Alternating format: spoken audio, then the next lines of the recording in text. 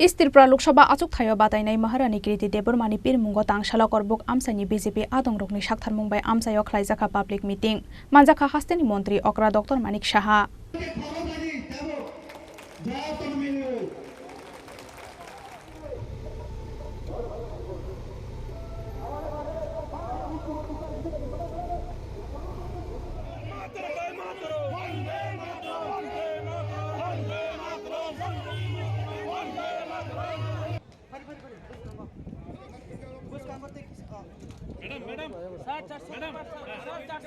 इस त्रिपुरा लोकसभा आचुक थायो बीजेपी नि बातायनाय निमुं साकलायजाकमानि सालनि सिमिनो महारानी कीर्ति देवी सिंहनि पिरमुंगो हास्ते गनांगै हाबाव अंखरजाक बीजेपी नि जत असमारक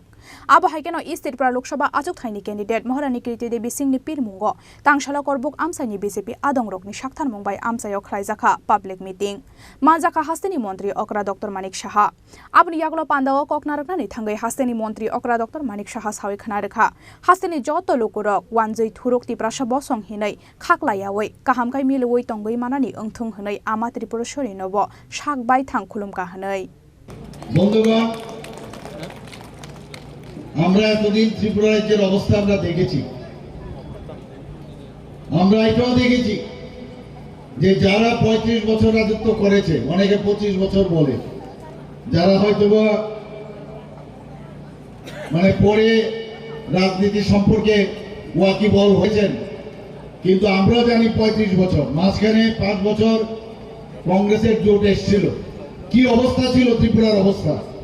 সমস্ত জায়গায় আমরা দেখতাম একটা অশান্তির পরিবেশ সেই জায়গায় দাঁড়িয়ে আজকে ভারতীয় জনতা পার্টি 2018 তে যখন ত্রিপুরায় প্রতিষ্ঠিত হলো ত্রিপুরা একটা শান্তির পরিবেশ এসেছে আমরা আশির দাঙ্গা কিন্তু ভুলে যাইনি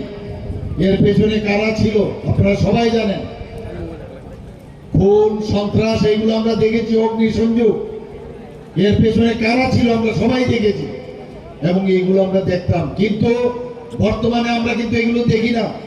আমাদের সরকার এখানে প্রতিষ্ঠিত হওয়ার পর ভারতীয় জনতা পার্টি এবং আইপিএফটির সরকার গঠন হওয়ার পর আমরা এই ধরনের যে অশান্তির পরিবেশ ছিল না আমরা নিজেরা